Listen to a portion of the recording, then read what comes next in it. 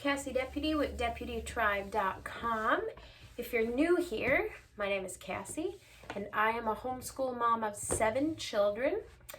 And today, I want to talk a little bit about how we teach our children language in a very, very cheap and simple and effective manner.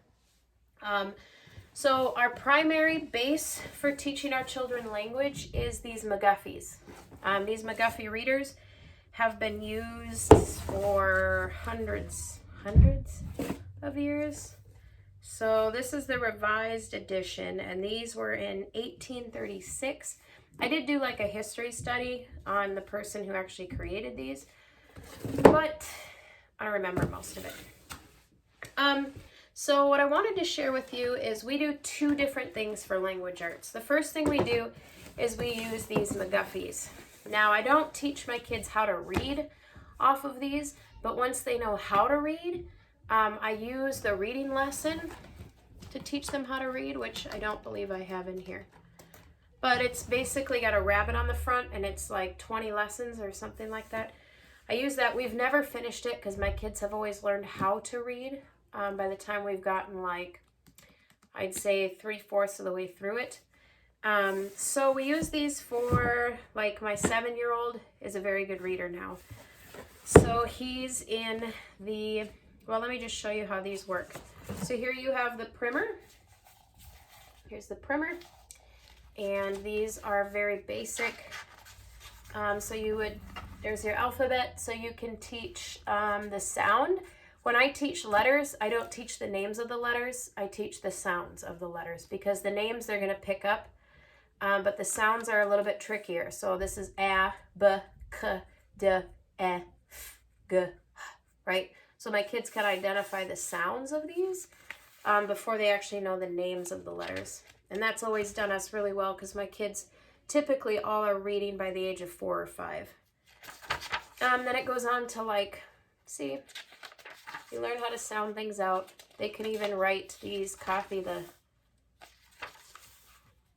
okay. And then it takes a pretty big jump right about here. See that? It is he. So this is a good one to start, but then it goes back to this. So the primer I don't typically use unless you want to use it for like copy work. So that means when your child copies things onto a piece of paper, they're innately learning to capitalize and punctuation and spelling, and they're actually innately learning that stuff by doing copy work. So copy work is a really good friend of yours. But you can see how it kind of progresses here. It has some lists of words, which you'll find in the later McGuffies. Here it progresses even more. Okay, so this is the primer. I've never really used the primer. There's also the pictorial primer. This one's a little bit bigger, so this is the one we usually go to. So my son will start by reading these and then writing them out on paper. And he started these, I think, when he was about 5, 6 maybe, probably 5. And he would read these and then he would write them. And see, they have the big letters and the little letters. And then he could draw the pictures too if he wanted. And then here's lesson 1. So these are the words we would sound out and he would use as his spelling words. And here we would read, spell.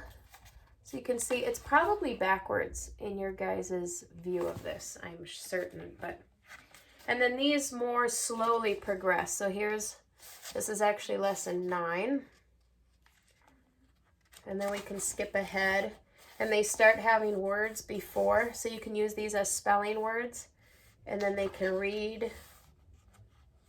And they can copy, like you can pick a sentence for them to copy. And then you can slowly start teaching them what is a noun, what is a verb. Okay, let's find the nouns in this sentence, right? An old man met a little boy driving a cow. So man and boy are nouns, and so is cow. So you can start teaching them the basics of that. So let's look So this is what it progresses to towards the end of it. Okay, that's the pictorial. Then you go into the first reader. Okay, so there are, in this set, there are 4 readers, okay? So here's the 4th. I think that's right. Is there 4? I think there's 4. Second, first, yeah, I'm missing the 3rd. My girls were using it. And these will last you all the way up through high school if you use them. The goal is not quantity, the goal is quality. So when we were primarily using these, we would take 1 lesson a week. So here's how this one starts. So this is the one my son is currently in. See, the lists get a lot longer. See, look at these lists get pretty long. So you can pick like a row of these a day, and you can split it into 4-day school week. But I use these with, now I will include in the description below a link to these, okay? And these are lesson books. You can actually download these for free and print them off of the link that I'm going to link below. But you don't even need these books. I'll just show you what we do. So with this first reader and this lesson book, what I have my son do, let me see if I got a more recent one here, is the first day he will write the word. I'll write it, he'll trace it, and then he'll write it. So he's learning cursive currently. And then he'll draw his picture down here. Okay, so the first day he'll do this. The second day he'll do this. Unless you're doing language 2 days a week, then he would do this the first day and this the second day. So over here you have copy work. So I write out the sentence that I want him to copy, and he in turn traces it and copies it. Okay, so that's copy work. And then over here is dictation. So you have a few options. I think in the beginning here, so like here's an example of, I would actually just say, I would cover this up and I would say it to him. It was a dog. And from memory then he would have to write, it was a dog. So it's teaching him a lot of things. It's teaching him grammar. It's teaching him spelling. He's really got to pay attention and focus. If he gets it wrong, like, let me find one here. Then we got to go back and he's got to analyze. Here, what was that? But instead he did what was what. So then he's got to go back and go, oh, that's how you spell it, and then write it. So he's gaining that skill. And so just simply doing that is how we use this with he is now 7, so 6, 7, 8, somewhere in there. But these get progressively more challenging. So by the time you finish this first book, which I think Elias is not even, maybe a fourth of the way through, they get pretty lengthy here. And then your word list gets a bit more challenging, okay?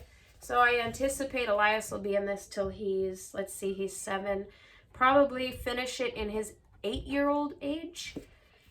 So Haven, who's my 9-year-old, is currently in the second McGuffey. So let's look at the opening page of this. So here's how this one opens. So you can see it is a bit lengthier. And then here you have questions and you have words. So the second book, you can incorporate a lot more reading comprehension. So she will read this aloud to me, and I'll be able to help her with the fluidity of of reading out loud. See if I could speak, it would help. And then I'll ask her the comprehension questions to see how much she paid attention. If she doesn't know the answer, then I teach her how to go back into the text and scan it and find the answer. And then she reads these words out loud to me, and I have her write half of them in manuscript and half of them in cursive. So her lesson book is this level 2 one, which again you don't need. You can just do this in a composition book. So here she writes her words half in manuscript, half in cursive. See that? And then here is her copy work. And then here is her dictation. So I cover this up and I dictate it back to her. And then with her age, I don't repeat it. So this really challenges her to listen and pay attention, which is a skill they have to have. So if your children have a hard time paying attention and disciplining their minds, that's something you do have to teach them, not to get distracted and to actually focus. So I say it once, and she is supposed to remember where the capitals are, any commas, any punctuation, anything like that. So that's pretty much that. But these McGuffies are so full and dense of like morals, you know, like this one's about King Solomon, and let's see what else. A lot of them are about like lazy friends, or friends that cause trouble, or people who disrespect property. And there's poems in here, so you get to read through poetry. And reading through poetry is a really good skill to have, because it teaches your kids to think abstractly and to try to reiterate what the author is trying to portray using pictures and using analogies and things like that. Is a very good critical thinking skill that a lot of kids don't have because we've stopped studying poetry. So that is a good thing to have. Let's see. So this one gets pretty lengthy. I need my third one. Hava! Ahava! I'll tell her to come and get it for me. Hava? Javi! Javi! Mom? Bring me your third, where are you? Come here. Bring me your third McGuffey. Where is it? Go get it. So the girls are now in this level 3. They are 10, and it all depends on your kid. My 10-year-olds are very advanced. They are at a very high comprehension level. They can handle a large workload. They're independent. And so they do the same type of thing, but can you shut that door, please? So here's the third reader, and they have been on this for a long time. They're on lesson 10, 5, 6, 16, and you will see this one is about how to guard against temptation. So the text is a lot smaller, and then they have rules for reading. So this rule is, in reading long words, do not hurry over the syllables or crowd them together. Let each one be pronounced distinctly. So as they're reading this lesson out loud to me, they're working on that rule. So another one is, do not read as though you were reading or talking to yourself, but as though you were telling something to your teacher or others to hear you. So they work on that. Here's one. In ordinary poetry, do not let the voice fall at the end of the line unless there is a point. Nothing is more incorrect than to pause uniformly at the end of every line. And that's a poem that we read. So that's kind of cool. It gives them lines. And then at the end of these lessons, this was a long one they did today, there is errors. So it gives them common errors that people make when they're sounding out a word and how they spell it, and it shows you. So like beautiful, some people will spell it bootiful, but it's actually beautiful. Another one's like again, and they spell it, you know, different, wrong, incorrectly. And then it has spell and define. These words down here, spell and define. And some of these have longer lists, I believe. Errors, nope, they're all pretty short. So yeah, so sorry, you want to see these? So, let me bookmark this. So this is how I have my girls use this. So they write the words in manuscript and in cursive, and then they or I pick 3 of them to look up in the dictionary. So they look them up. Then they use those 3 words in sentences so that it's showing me that they understand the definition of the word. Not just write it out, but they actually understand it and they own it and they write their own sentence. And they like the little doodles that they do here. And then what they do is their copy work, which is typically nearly an entire paragraph at this point with all of the punctuation, capitalization, and we get to talk a lot more about colons, semicolons, different more advanced parts of speeches, and then their dictation where they get to write it from memory, and then lots of lesson doodles and things like that. Okay, so now this third McGuffey will probably last you all the way through. So my twins are in 6th, 7th, 8th, I'd say 7th or 8th grade. It would probably last you. So now when you get into high school, you can go into this 4th reader. Now the jump between 3rd and 4th is pretty high. Let me just show you how this one opens. Geez, there's a lot of introduction pages. Okay. So here is the first lesson. This is all instruction. Rule, exercise under this rule, and then here is the first reading assignment. And at the end of it, it has questions, it has the errors, and then it has spell and define, and the list gets longer, quite a bit longer. And they have more words like tempestuous, fluctuations, unfathomed. So their vocabulary is growing immensely.